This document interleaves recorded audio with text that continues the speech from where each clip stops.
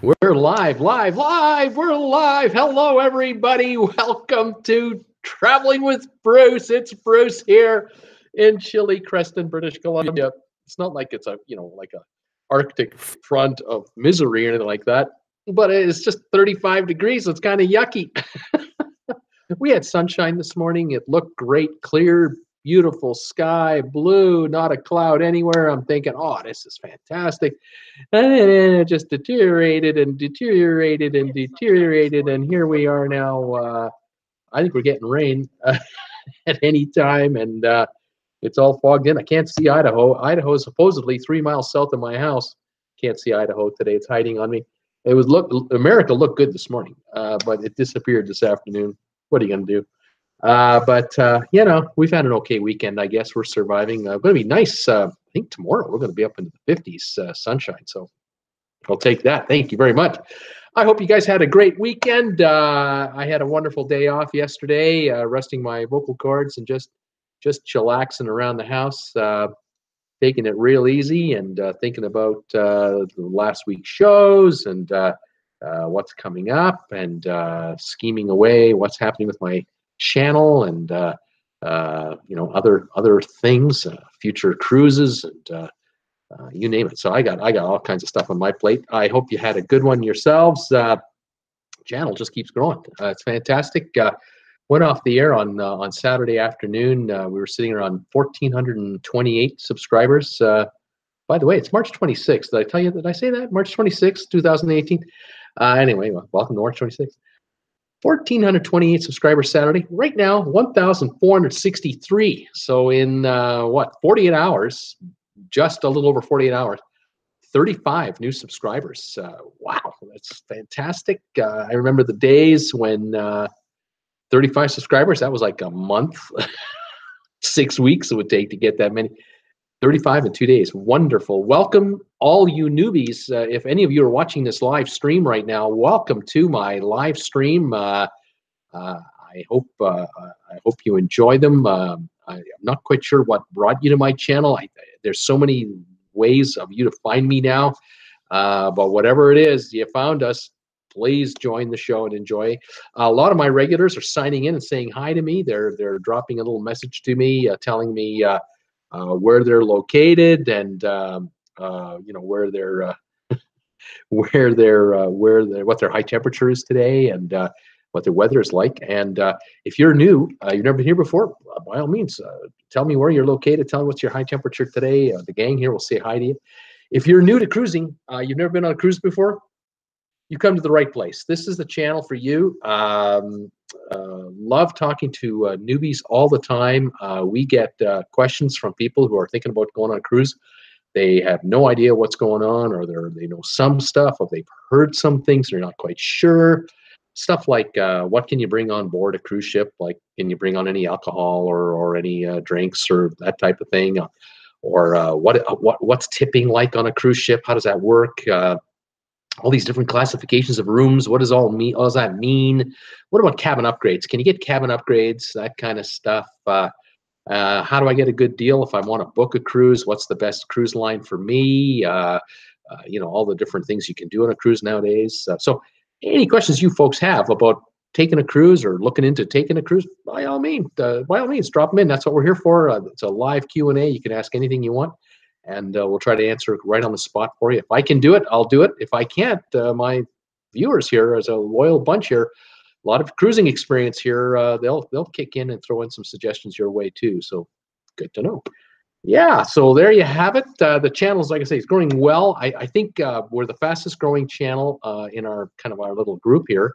The views are coming on. Viewership from all over the world still continues, although my #1 market is the United States. No surprise. Most cruisers are Americans. But between the United States, Canada, Great Britain, Australia, New Zealand, I have a pretty strong following from those top 5 countries, and then another 170 behind that, where there are viewers coming from everywhere. So welcome one, welcome all. Great to have you. Easygoing channel, fastest hour on the internet. We try to have some fun. Today, I've got a little bit of news for you about new ships that are coming and where they're being deployed. There's constant movement going on in the cruise business. Cruise lines. It's one of the advantages of being a cruise line operator. If you operate cruise ships, hurricane's coming, no problem. Just move the resort somewhere else. Just start the engine and move that boat out of there. If you have a 7-day cruise in the Caribbean and you're on a cruise ship and a hurricane is coming your way, don't worry about it. The cruise ship will get out of the way. It can go 25, 30 miles an hour, 24 hours a day. They've got the radar guidance systems. They got everything. They know what's going on.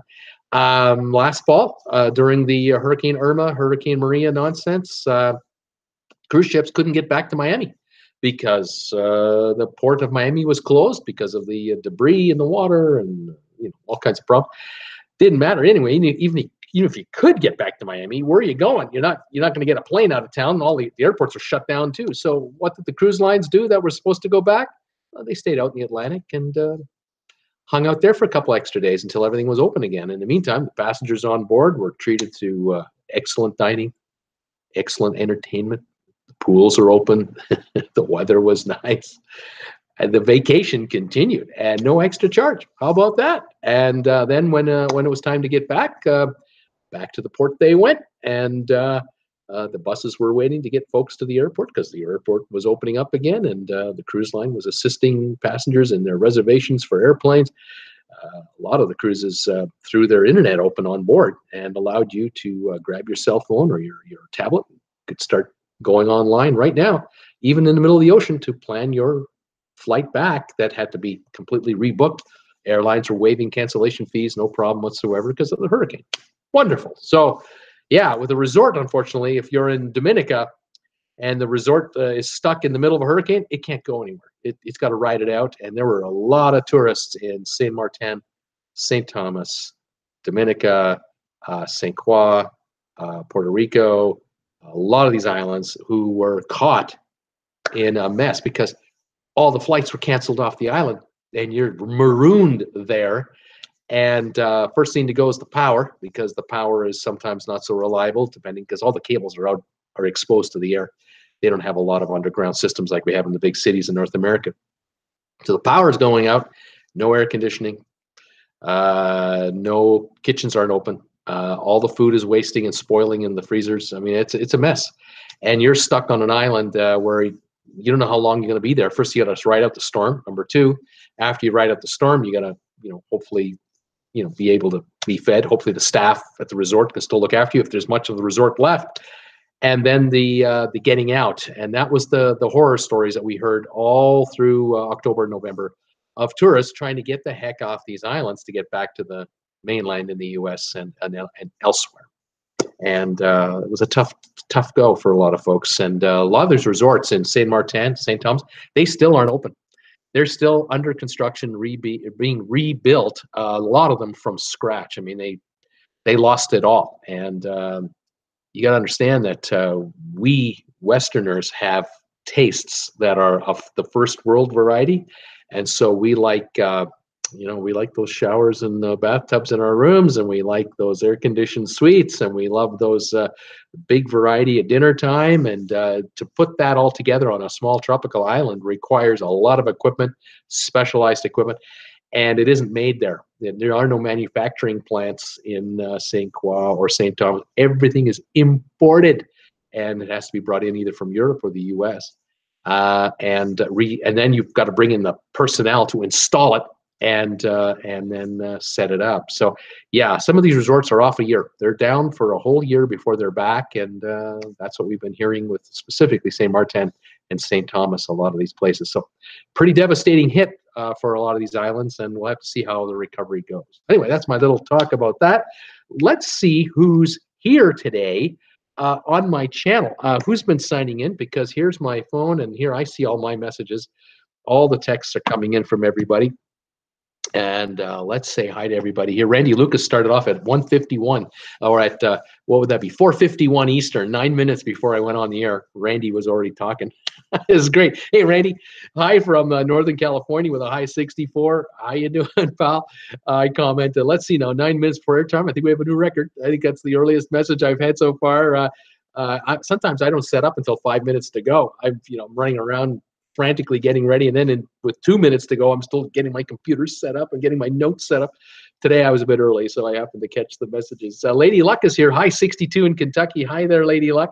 Peter Heckema's here. Good Monday afternoon, Bruce. We just came back from a lovely day out on the boat on the Gulf of Mexico. It's 82 degrees in Tarpon Springs, Florida. Today, water temperature in the Gulf, 72 degrees. Not too bad. Not bad for March. Let's see here. I'm telling everybody how yucky it is here in Creston. It's 35 degrees, not so great. Debbie Manuel signed in, said, hi, Bruce. And everyone's sunny and the high of 62 in Northern California today. And then she mentioned that her father loved the medallions. So fantastic. She got the medallions and he loved them. That's great. Richard Korimaski, 45 Fahrenheit in Philly. Got my car washed and waxed. All the salt is gone. Well, 45 in Philly. You think you threw it? Cross your fingers and hope for the best. I hope it'll stick. Isku Park is here. Hi, Bruce. It's Isku in Thunder Bay, Ontario, and it's +3 Celsius and overcast here. Hello, all you fellow subs. So +3 Fahrenheit, you know, that's Celsius. I mean, that's about 37, 38 Fahrenheit. That's a huge improvement for Thunder Bay, Ontario. Fantastic, Isku. Welcome. Wes Morrison, hey, hi, Bruce. 87 and sunny here in New Braunfels, Texas. 87 in Texas. Wow, that's fantastic. Cam Wilson, hey, everybody. It looks like, I'm trying to think, is it Sea Child Keeper, 80 degrees Fahrenheit in Tequesta, Florida. Anybody know where Tequesta, Florida is? Never heard of it. Welcome. Wendy Thompson, rain and 50 in Blend. I think that's Missouri. I watched the tips for new cruisers. Was that Mrs. Bruce on the sofa? Watch the tips for new cruisers. Watch the tips for new cruisers. Geez, I don't know. I don't recall her ever being in the video. I don't know. I don't know. Don't think so. Maybe it was somebody else.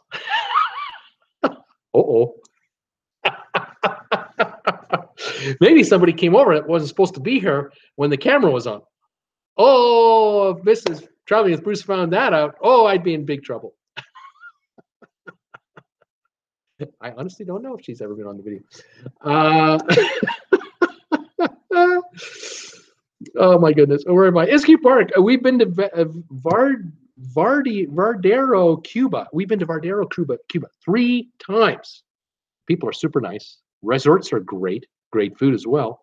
Remember the travelers saying about Cuba? Yeah, there are resorts in Cuba that are sort of 3, 3.5, 4-star, and then there's some that are in that 4, 5-star range. Things have improved in Cuba over the years. It wasn't too long ago, maybe 10 years ago, 15 years ago, for Canadians, we had a choice to get a cheap winter vacation. We had choices. It was either Mexico, because the depressed value of the peso, against the U.S. dollar, or it was Cuba, and Cuba was always cheaper because they were hungry for Western currency. I mean, really hungry. And resort staff, how much you need? There's so many folks can work, at these positions down there.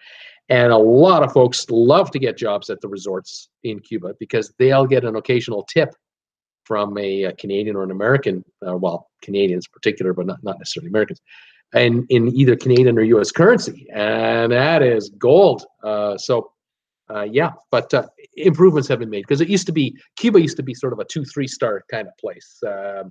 Early days, they had some European operators, like European resort operators that came there. But the European resort operators realized we have no competition as long as we put on, chicken fingers and burgers and fries and hot dogs and beans and some fish.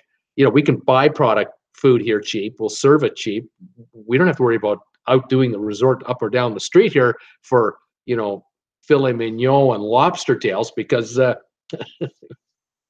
a closed shop. It's not like it's free enterprise. It's our resorts are licensed. There's only so many of them, and I know we know the owners of these resorts, and we know the owners of those resorts, and we're all in the same boat.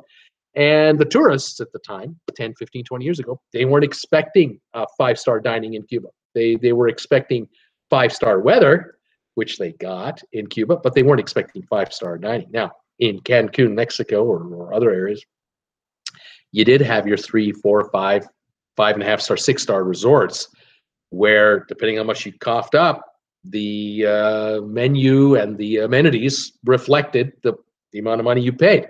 But still, with the Mexican peso being, severely devalued against the US dollar, Americans could come in, Canadians could come in and really enjoy, some value there. Same with Jamaica.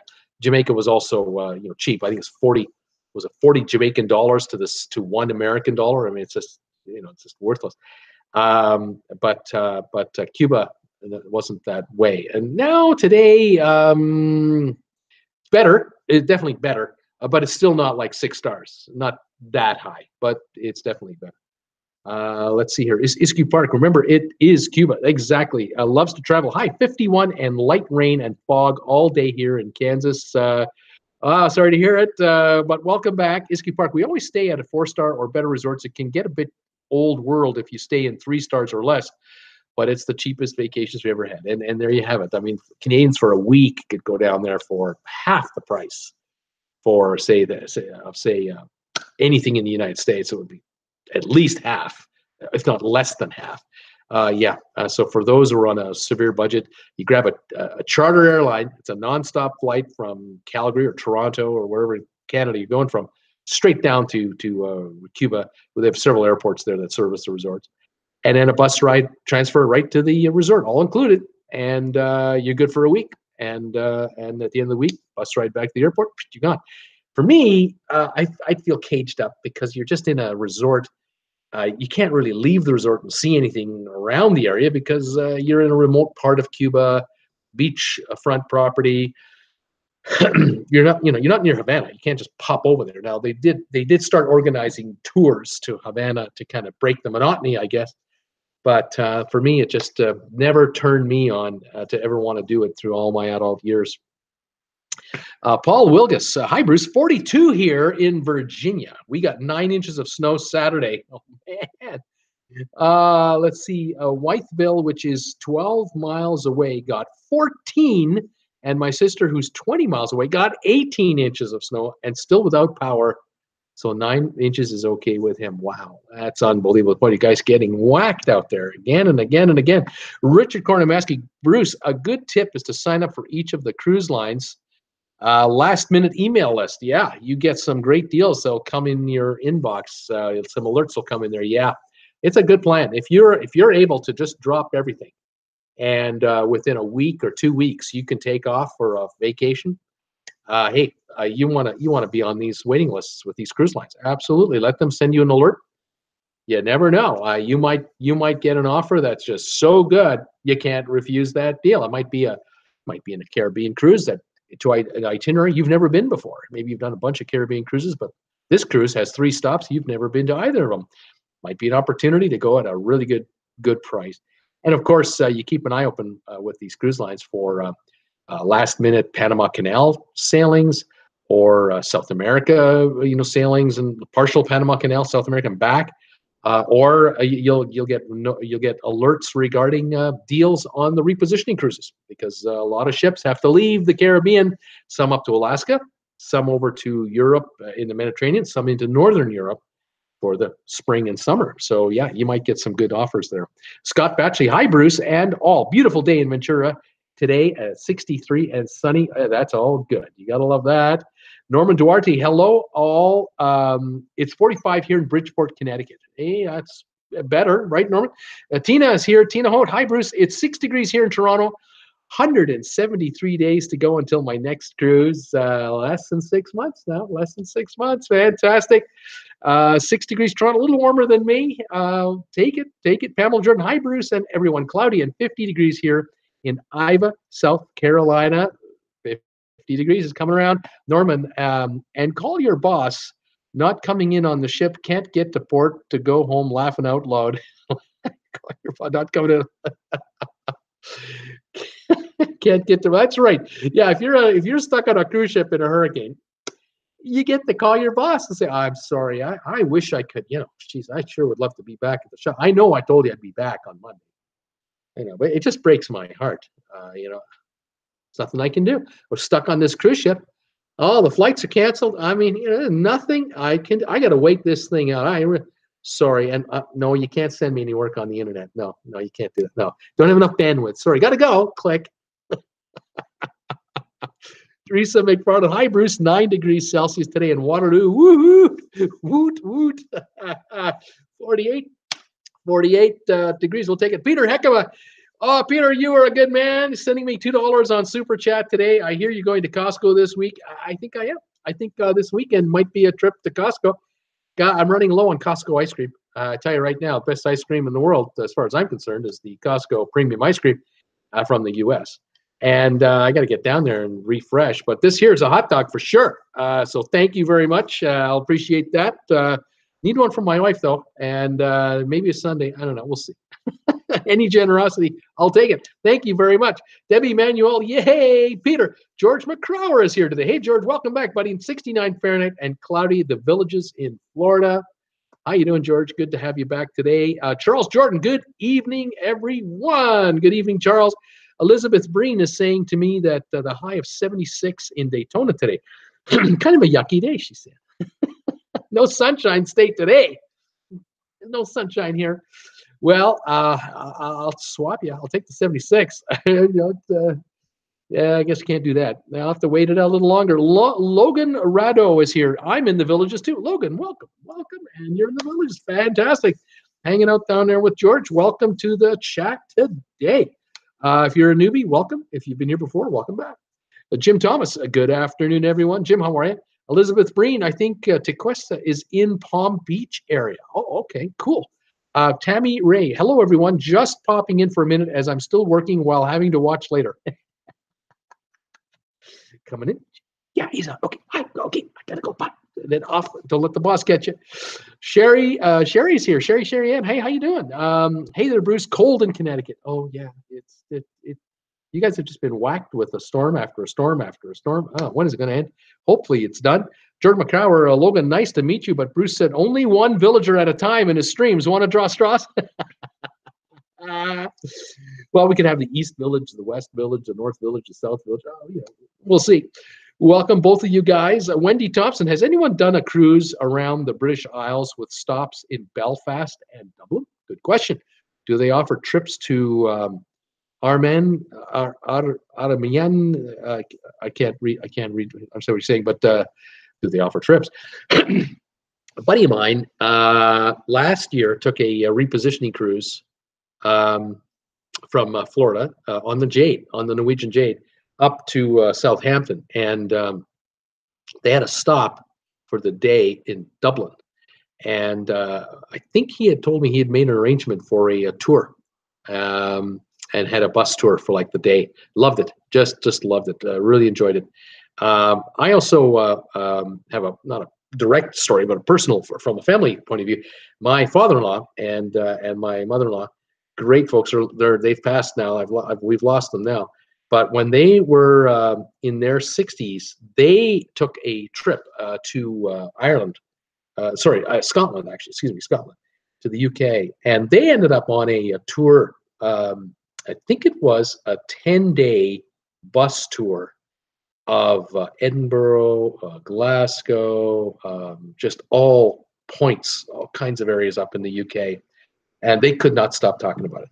They just talked about that for years, how it was all inclusive, all specifically designed for their age group, because the tour group knew that, well, a lot of these folks have bad knees, and a lot of them have bad hips, and a bunch of them had sore backs, and they can't walk for a 6-hour museum tour or anything like that. But we've got a really nice, comfortable bus. We do all the lifting and carrying of their luggage. You come up, get up in the morning from the hotel, and you have breakfast in the breakfast room there. Enjoy, have your coffees, and then gather your stuff from your room, and they come and get your bags onto the bus, and then onto the bus you get, and you're on the tour. And by three somewhere in the afternoon you have lunch, and then by 3-4 in the afternoon you check into the next hotel, and you head. First place you go is just go get your key in the lobby, and then head to the get a coffee or tea and some pre-dinner snacks, and the bags are taken to your room for you. It's all done. And after tea, you go upstairs to your room, and your bags are there, and It was all looked after. They have dinner, and they're getting to meet and know the fellow, tour folks, and they're just becoming fast friends, sharing stories, and staying up in the evening until 8, 9 o'clock. I don't know. Whenever you hit the wall, you hit the wall, and off to bed you go. And the next morning, here we go again, getting up and pack up your stuff, have breakfast, get on the bus, and tour around. And they loved it. It was fantastic. So I've heard nothing but really positive stories about tours in Scotland, also for Ireland. If you can do like a bus tour type arrangement, wow. So if you ever did a repositioning cruise and you ended up in Southampton, and if you can arrange it that from there you're now taking a 1 week or a 10-day bus type tour through the greater part of the UK. Oh man, what a fantastic way to go. All taken care of for you. You don't have to think about anything. You don't have to worry about the hotels, the meals, your bags. You just enjoy. Get your camera out, get your smartphone out, and start taking pictures and making memories and meeting new friends on this tour. So pretty cool stuff. Let's see here. Who is saying here today? Who's here? Jim Thomas, 63 and sunny in Redding, California. Wind could go away though. And cold in Connecticut. Let's see now. Just double checking on my messages here. Okay, Tom Eaton, hi Bruce and all.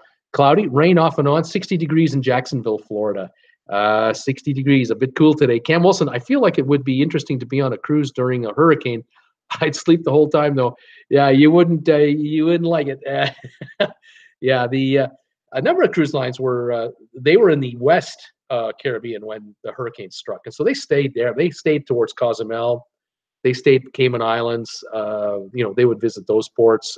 They hung around there because within 24 hours they could get from Cozumel back to Miami. Whenever the green light was given, they just hit the gas and go. And while you're sleeping at night, the cruise line's making its way back, after it's all said and done.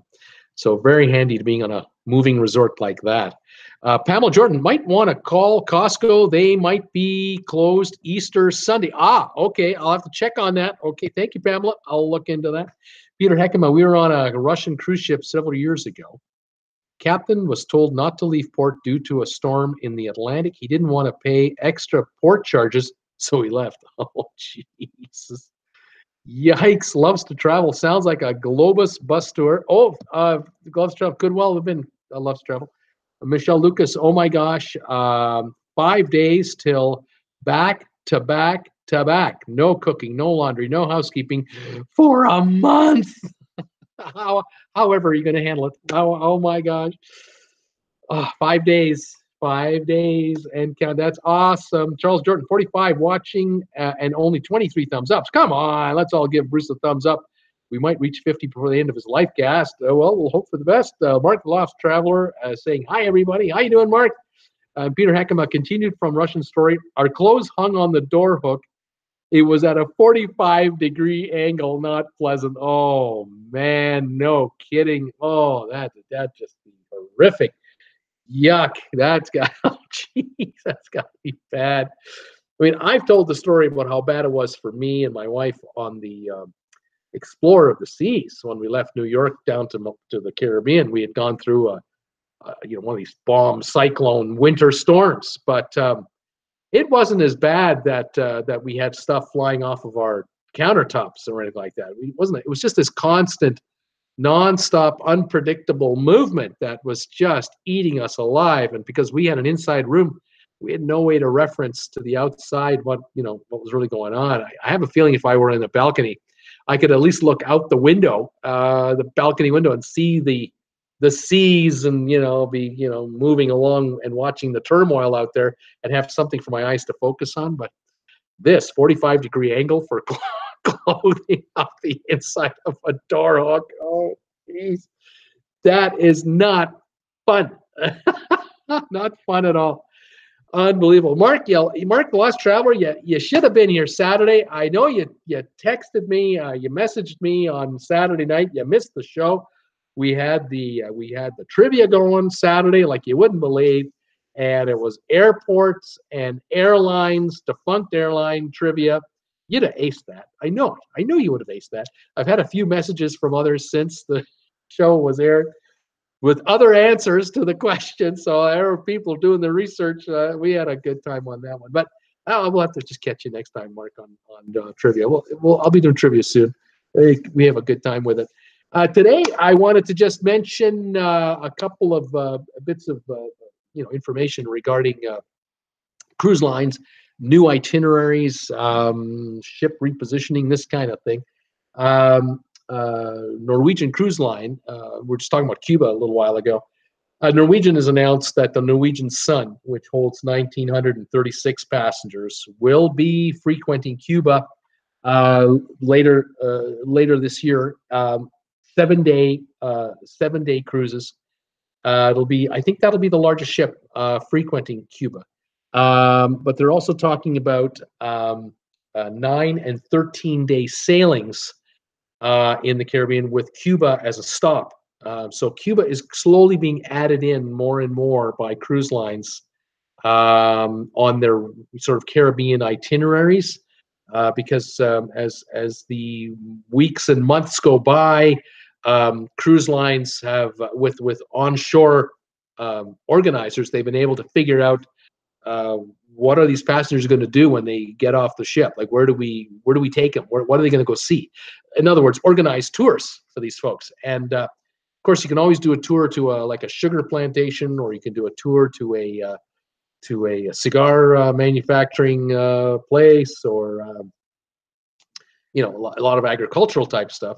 But then there's also the history of the Havana architecture and various places. So more and more itineraries are being organized and being put together, and obviously the ground transportation has to be in place to handle, in this case, 1,936 potential passengers. 1,700 of them get off the ship.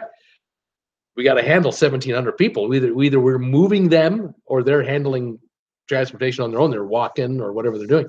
So this took a while to organize and build up, and that's why the ships that have been visiting Cuba so far have been of a smaller size, not quite this big. And the mega behemoth ships, you're not going to have Harmony of the Seas popping into Havana anytime soon. There's no way.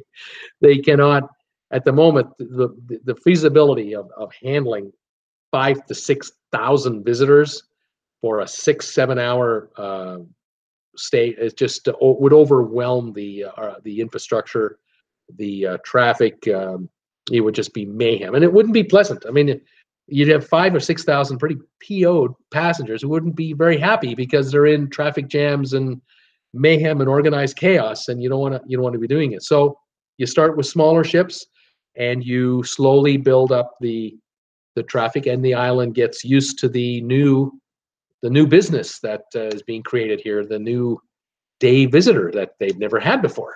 It's not in these kinds of numbers anyway. So yeah. Also, of course, if you're going to be on the island for 4, 6, 8 hours, you got to find a place to eat.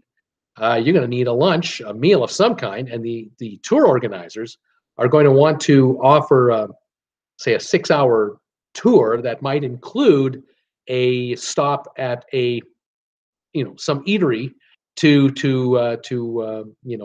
show off Cuba's finest culinary delights, and that'll all be part of the package. And the hope is that the passengers get back to the ship, get back to the U.S. and say, "Wow, did we ever have a great stop in Cuba? We went to blah blah blah blah, and we ate this at this place. It was unbelievable, and it was $135, $150, whatever the amount." A bargain compared to what it would cost us in Europe for something like this. We loved it. So that's what the ship wants. It's what the Cubans want. Ultimately, it's what the tourists want. But to start from, in effect, scratch, to ramp up to ships of this size, 1,900 and something or larger, is going to take a while. So things have begun, but we'll have to see how long it takes to graduate up from here. Teresa saying hi, Mark. Mark Traveler saying hello. Imogene Weston, hi, Bruce. How are you? Book Symphony, November 18. Hope we don't get MSC'd. MSC sided. Yes, I hope so too. I did notice again this morning, last minute cruises on vacations2go.com. MSC Seaside, 435, $440. Balconies available in April, May. Yep, the prices are still way down there because the cruise line is running into cancellations like you wouldn't believe. And so rooms are available on a last minute basis. A lot of folks aren't interested in taking the chance right now. Teresa McFarland, Mark, book the Encore for November 2019. You should book it. Mark the Lost Traveler. I'll take a look at that one. Already has 3 booked. Why not? I've already got 3 booked. Why not 4? Mark the Traveler saying, "Hey T, Facebook me so we can chat." Teresa McFarland, sure. What are you under? Steve Bartley, for transportation, have a convoy of 57 Chevys. Yeah, right. Yeah. Mark Lost Traveler just put his address in. So speaking of the Encore, I did have a note here that the Norwegian Encore will be based out of Miami, October 2019. So that's a year and a half from now, about 4,000 passenger capacity ship. It's a sister ship to the Bliss. So it too will have the electric golf cart track at the back of the ship, like the Bliss will have. And that'll be the second one in a series of that style, or maybe the third. Just double check my messages. Other news, Holland America came out to say that the Niew Statendam, which is a brand new ship that they're building, will hold 2,666 passengers. It arrives December 2018 for Caribbean sailing. So that's another ship coming out. That's the end of this year. So it's 6-7 months from now or so. Or maybe 8. Then from after the Caribbean sailings in the winter of 18 and the early winter of 19, the ship will then do a transatlantic repositioning cruise to Amsterdam in April 2019, and it will then offer 7 to 14-day sailings in the Northern Europe area. So a lot of the Norwegian fjords through Sweden, beautiful. And then in September, at the end of that season, they're going to reposition the ship to the Mediterranean, and it will offer a few Mediterranean cruises. But then I think by about October or November, it'll head back to Miami or back to Florida for Caribbean cruising again. So if you're looking for a little bit of variety on that one ship, you love that ship or the ship like it, the Statendam is a perfect ship to start with. You get your first cruise in the Caribbean. Then you take a repositioning cruise over to Europe, explore Europe a little bit, maybe do a Northern European cruise, or you grab the repositioning cruise from Northern Europe later after your summer in Europe to the Mediterranean in September, hang out in the Mediterranean for a little while, and then when that ship's getting ready to go back to Florida, you grab the repo cruise from the Mediterranean back to Florida. And now you've spent probably 4 or 5 months in Europe, maybe 6 months in Europe, and you've had a couple of cruises in the meantime, all on the same ship. There you go. Just make sure you're a shareholder of Carnival and get those shareholder discounts, because you get those room credits as a shareholder of the company. So nothing wrong with that deal. Let's see who else is here. Mark Dose Traveler, Dizzy Wagner's here. Made it, Bruce. Hi all. Hi Dizzy. And Cam Wilson is saying, hey Dizzy, welcome to the chat today. The only other piece of news I had was talking about Carnival expanding in California. The Carnival is building out right now I think it's the 3rd version of the Vista class, or the 4th version of the Vista class, called the Panerama. 3,960 passengers, just under 4,000. It'll be based in Long Beach, California. It's going to replace the ship that's there now, which is it the Splendor? It's not the Splendor. I'm trying to remember the name of the ship that's there now. It's larger than the one that's there now. The one that's there now is about 2,000 odd passengers. This one will be almost 4, and it will be doing 7-night Mexican cruises out of Long Beach, using the building that the Spruce Goose used to be located in, right beside the Queen Mary cruise liner, the hotel and museum, floating hotel. So there's a great cruise idea. If you're ever thinking of taking this cruise with the Panerama or any cruise ship that leaves that location, you fly in about 2 or 3 days early into LA, and you stay at the Queen Mary right on that ship as your hotel. stay on that for a couple of nights and see what 1930s cruising was like. They're not going to put you in a cheap, god-awful room. You'll be in one of the nice ocean view rooms, larger, and you'll understand kind of what it was like as a upper middle class or a higher passenger, because only those folks could have afforded these particular rooms that they're now using as hotel rooms. And it'll give you a feel for, what it would have been like as a passenger in the heyday of the 30s and the 50s and the early 60s on an ocean liner, which was at that time pretty well the largest floating in the world. Unfortunately, she gave it up in 1969 or 68, 69. The ship by then was uneconomic to run. There was no route that the Queen Mary could be put on to make it economically viable anymore, because it was using bunker fuel, and it was a steam-driven type ship, and the maintenance costs to keep her going were just out of this world because she had been built in the 30s. There were no parts you had to, in effect, custom make parts if something broke down. The ship was truly a one of a kind, and the Cunard knew this ship is done for. We've got to park it. We got to get rid of it or scrap it. And there was a buyer. There was a group of investors in Long Beach that wanted to bring her to the city and make her a floating hotel and museum. And that was from 69 on. It's been a success for practically 40 years. I mean, 30 plus years. It's been a success. My wife and I stayed on the ship. I believe we stayed one night on her back in the 80s. We loved it. It was great. Took a tour. We had one of these, there's various kinds of tours you could take on the Queen Mary. One is like a self-guided, and then one is with a tour guide of, you say, maybe 25, 30 people, at least in those days. This would be mid-80s. But we ended up taking a tour. There were like only 6 of us. And we got a whole bunch of behind-the-scenes stuff that's not available on the regular tour at all. And we got into the engine room, what was left of the engineering area of the engine room. And when they brought the ship there, they took the engines out. They didn't want to have the ship floating in dry dock at full weight.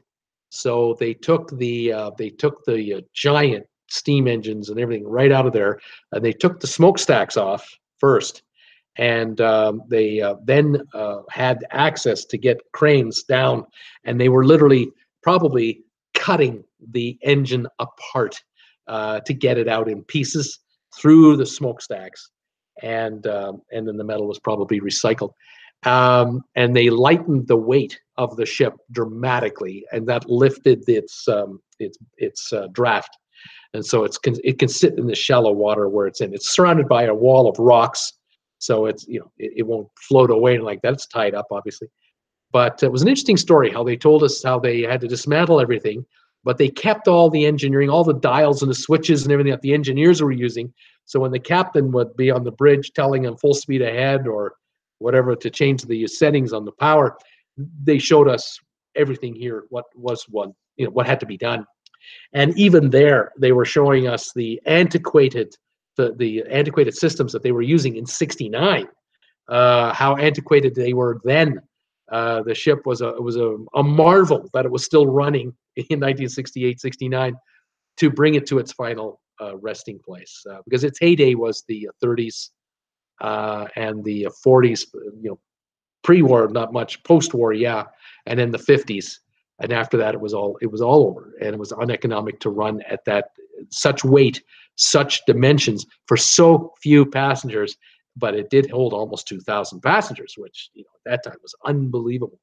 But couldn't be maintained any longer. But a great tour today down memory lane, and the photos they have from the Second World War when they used her as a troop ship. They've even got some decks below deck where you can see the configuration that they had in place for the troops. All these guys were sleeping in hammocks, 10 to a room instead of 2. It's just, they packed them in there because it wasn't a pleasure cruise. It was a pleasure cruise probably coming back after the war was over. They didn't care. We're coming back home, and there are 10 guys in this cabin. I don't care. 5 days more of this, and then I'm home. Yeah, I'll take that.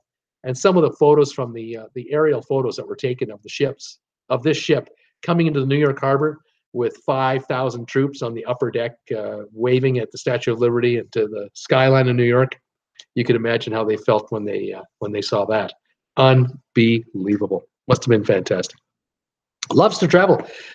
Just commented, hey, I want to do another Norway fjords. That was a wonderful trip. That would be. Mark Lost Traveler. We're now cruise ship friends. Cam Wilson, is it the Queen Mary that's supposed to be haunted? Apparently, yeah, apparently, but lore, Teresa McFarlane, woot woot, Mark, Scott Batchley. We used to do Sunday brunches on the Queen. It was so nice with white glove service and good food. Wow, yeah, that would be something. Yeah, it's a really cool thing to go see. The lobby is still functioning today with their little gift shops. You can buy some really cool souvenirs. They've got all kinds of Queen Mary memorabilia you can buy, fridge magnets, keychains, jigsaw puzzles, model kits, really cool stuff. The ship is a complete time warp. Thinking of that style of architecture in the 30s, it escapes me at the moment. The Empire State Building is also famous for this style of architecture. At the moment, I can't put my finger on it.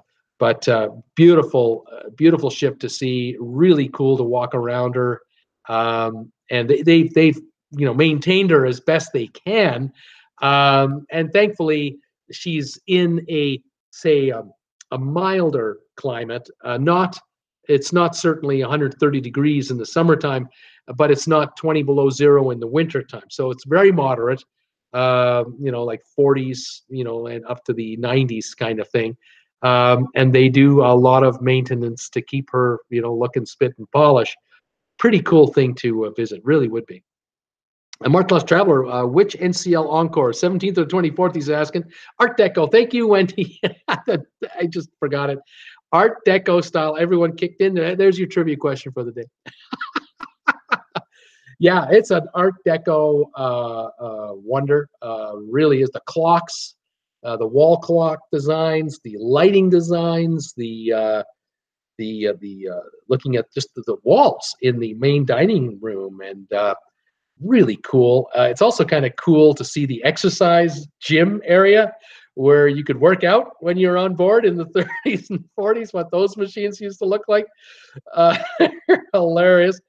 And then, of course, you're allowed to go up to with a tour, you can go up to the bridge and see the bridge and just marvel at how did these guys figure out how to go around the world with this antiquated technology compared to what we have today. It's stunning. I mean, excuse me, they were true mariners. I mean, they were true mariners. These guys knew how to do the sextant and everything else with the stars and the angle of the sun, and with their charts, figure out where they were going, where they were.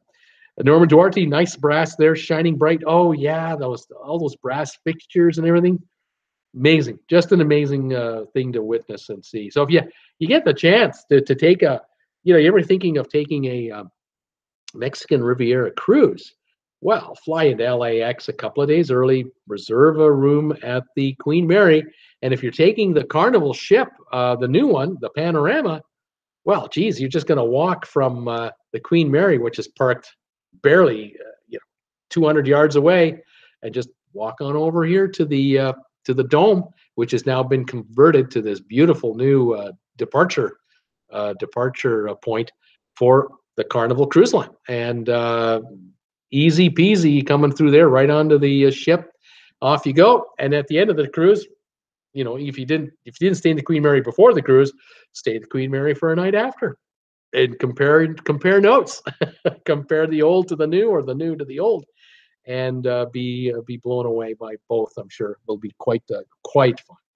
fun. Yeah, Tammy Ray, I'm thinking of I'm thinking of checking the Queen Mary out when I go to the Mexican Riviera. Yeah, really good time. Really neat. Looking out these portholes, but some of these large cabins, they had 2 windows, maybe 3. Well, that was like the top of the line to have that much cabin space, to be able to have 1 or 2 lookouts, but your head barely fit through it. Unbelievable. And the glass in those porthole windows was so thick because it kept the water out. Unbelievable. Wendy Thompson, we love the wall picture of the ship. They used all the different kinds of wood. That is the Queen Mary. Yeah, that's in the Queen Mary. Yeah, very cool. I think also, wasn't it in the main lobby? It was either in the main lobby or in the main ballroom. They have an illustration of the Atlantic Ocean, uh, Europe with Southampton, New York on this side, North America, and they had these tracks and they had these lights that would pop up, or a little image of the ship would pop up showing you where in the ocean you were now, crossing the North Atlantic, either heading one way or the other. And so passengers wanted to know where they are after day 2 or day 3 or after dinner tonight. You'd head over to this particular mural on the wall, and there would be a little replica of the ship in the Atlantic showing you exactly where you are, and they would just move that along with orders from the captain, from the navigator, and they would just update it, and you could see all along, oh yeah, we're 3/4 of the way there, and we got a day and a half to go, 2 days to go, that type of thing. Very, very cool deal. A QE2 one night, $97. Mark Lost Traveler is saying QE2 one night. Is that the one in Dubai, Mark? West Morrison, Long Beach has an airport as well, serviced by JetBlue and I believe Southwest. I think you're right. That's right. JetBlue definitely uses that airport. Yeah, so that you can avoid LAX. Otherwise, you're looking at what is it, John Wayne Airport, perhaps. Richard Kornamaski, our cheap Australian cruise. They opened up the tours. Oh my gosh, they go from about $2,000 for one, with an average of about $320 US. For others, boy, am I going to spend more than the cruise cost. Yeah. If those tours are expensive, you're gonna be spending a couple of bucks. Steve Bartley is asking Art Deco. It's exactly right, Steve. It was Art Deco. Teresa McFarland, we need more people to join us on our NCL Bliss, February the 23rd, 2019. Teresa, I'll get back to you when I know. I can't even think that far ahead yet. Mark Lost Traveler, yes, the one in Long Beach also 07. Mark Lost Traveler, Mark in 97. Oh, you're talking about, you spent a night on that ship, the Queen Mary, not the QE2, I'm assuming, in 1997. Richard Kormaski, ouch. Oh yeah, those tours were, Richard. Yikes, that's expensive. Mark Lost Traveler, yes, Bliss, February 23rd, I'm booked. I did a couple of tours with my daughter in the Mediterranean, for Naples, Rome, and Florence, and then also Monaco. And the Rome and the Florence tours were all day. Those were 7 hours, at least 7 hours, maybe even 8. Highly recommend it. I highly recommend it because for my daughter and I, talk about carefree. We had nothing to worry about.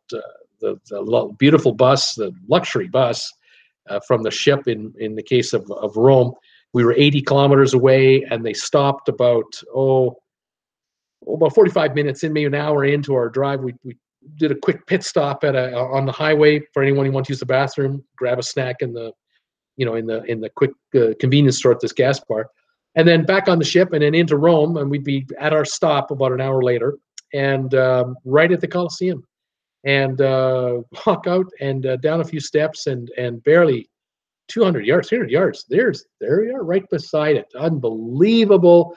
And then we walked through a cathedral nearby. Went underground, way underground. They had uncovered Roman ruins down there, and they were preserving those. That was cool. Then back into the Colosseum. Throughout that, did that for a couple hours. Lunchtime, went to a restaurant, had a wonderful meal, all covered in our cost of the cruise. We had a menu, about 3 or 4 menu items we could choose from. No charge there. Fantastic. Excellent food. Cruise line knew we're taking them to this restaurant. Food's going to be just fine, because if they don't treat our people right, the next bus load tomorrow or next week won't be coming here. So yeah, the restaurant really pulled out the stops. And then we went to the Vatican for the afternoon, and that was like a 3-4 hour deal. And at the end of that, we were all bagged. I mean, we as tourists, I was beat. I was tired. It was in the 80s in the sunshine, but mainly we were, for most of this tour, we were indoor. But I was pooped, and I knew just to relax. I'm sitting back on that bus with my daughter, and if I want to nap, I can nap in there. And when that bus ride's over, we're at the cruise ship, and back onto the Jade we went, and changed and headed for the spa. And took it easy. Just had a lovely steam bath and a spa bath there, and showered up and got ready for dinner. What a great outing! And I think we paid 160 each or something. I can't remember the exact pricing on it. It didn't matter. It just didn't matter what the cost was, because for the transportation there and back, for the lunch, and for the tours in the morning, tours in the afternoon, and all that peace of mind. And you wanted information from the tour guide, ask them anything you wanted. They were just an open encyclopedia, live right there. Or you didn't want anything to know about, you just wanted to see it and didn't want to hear. You didn't have to pay attention to the tour guide. Just hang out with the group and move along. I got a little of, got a bit of both. In some cases, I was interested in more information. Some instances, not so much. And then they let you go. They gave you like an hour at the Coliseum, hour and a half, and the same thing at the Vatican. You're on your own now. Just hang out. Or you want to hang out with the tour guide and ask him questions for an hour? Go ahead. They're all yours. Wonderful. Just, boy, that's how it's done. And it's been... they figured it out to a T, haven't they? They've got it down to a science. So for you newbies out there, if you're new cruisers, this is the way to see Europe, the way to see places in Mexico, wherever you're cruising to. Take a ship tour and let them handle it for you. Great way to go. Now, if you're traveling with another couple who've cruised before and you're the newbies, you let them handle it. You just say, you figure out our itinerary for the day. I'm in your hands. I'm the new cruiser. Show me what's going on. And you let them organize either an organized tour, or they put one together with just the four of you. You'll grab a cab and off you go for 3 or 4 hour jaunt to wherever you're at, and check places out, because these folks have done it before. Go with them and then come back. Wonderful time had by all. Absolutely. Mark Lost Travelers, sorry, Steaming Bean. Hey, Bruce took my baby away. I don't know what that means. Teresa McFarland, loved the tours in Italy. Debbie, hey, JT, you up for February 29 cruise on Norwegian Bliss?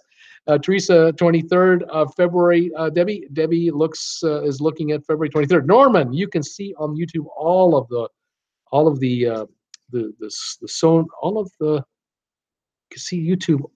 show nice. I'm not sure what you're trying to say. Steaming Bean, have you considered using a blue screen for video productions? No, I haven't considered it yet. Maybe someday. Mark Lost Traveler, funny story from a friend who went on the getaway. Told me that nobody could get away from the pet, my monkey guy. I told him, don't go out the gate. That would happen in row 10. The guy with the monkey in row 10 is trying to hit you up for a photo, and he wants a couple of bucks to take a picture with his monkey. Or if you want to touch the monkey, you got to pay $1. Yeah, paying $1 to touch the monkey. Yeah. My goodness. Bliss, Sea Child Keeper at Bliss on the 23rd of February 2019. I'd love to join. Pamela Jordan, okay, everyone, we need more thumbs up. Teresa McFarland, book it. Child Keeper, book it. So we got folks who are booking cruises while we're on this chat. Fantastic. Any of you folks have questions about cruising, let me know. But I think right now, I think we get ready to wrap this one up. We've had a good day today. I hope you enjoyed it. I'm looking to do my first cruise later this fall. I'll let you know when I know. And if you want to join me or do a meet and greet, we'll put something together. I'm scheming a few other things right now that I'm working on, and I'll when I'm ready to announce that, I will. But in the meantime, thanks today for the super chat. I did get a super chat today. I got myself a hot dog from Costco. Thank you, Peter Heckema. We're good to go. I might have to go to Costco on a Saturday though instead of Sunday, if it's Easter Sunday, but we'll figure that out later this week. Tomorrow, Tuesday, I'm up for 2 shows, 5 o'clock Eastern and 8 o'clock Eastern. I think I'm going to have some trivia. I'm going to put some trivia together for one of those shows, and we'll see what we can do there. Mark Lost Traveler saying goodbye, everybody. See you all later. Sylvia, hi, Bruce, responding to your email. Fantastic, Sylvia. Thank you. 51 degrees in Greensboro. Samantha Farmer, live on a cruise ship at cruisefulltime.com. Oh, live on a cruise ship. Yeah, Samantha wants to push her site. Pamela, good night all. See you next time. Teresa saying goodbye. Thanks for joining me today. Thanks for the thumbs ups today, guys. And thanks for your comments. We'll do it tomorrow, 5 o'clock and 8 o'clock tomorrow night. This is Bruce with Traveling with Bruce saying thanks for joining me today on my live stream. We'll catch you tomorrow at 5 o'clock for the first of 2 shows. Have a great evening, and we'll see you tomorrow. Good night, everybody. Bye-bye.